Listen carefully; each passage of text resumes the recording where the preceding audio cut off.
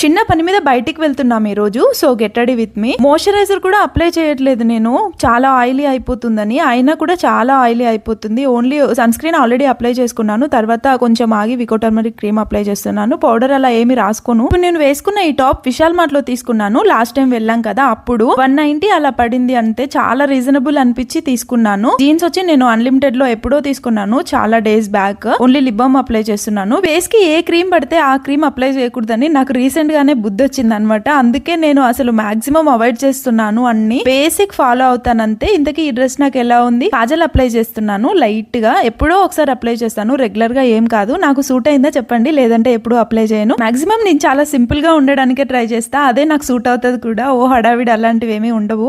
నా హెయిర్ ఇంతకుముందు ఇంత చిన్నగా ఏమీ లేదు, బాగా స్ప్లిట్స్ వచ్చాయని నేనే కట్ చేశాను. నాకు హెయిర్ స్టైల్ అనేది ఒక టాస్క్ అనమాట, అస్సలు సూట్ అవ్వదు. ఫైనల్గా ఈ వీడియో మీకు నచ్చిందా? నచ్చితే ఒక లైక్ ఇచ్చి సబ్స్క్రైబ్ చేసుకోండి.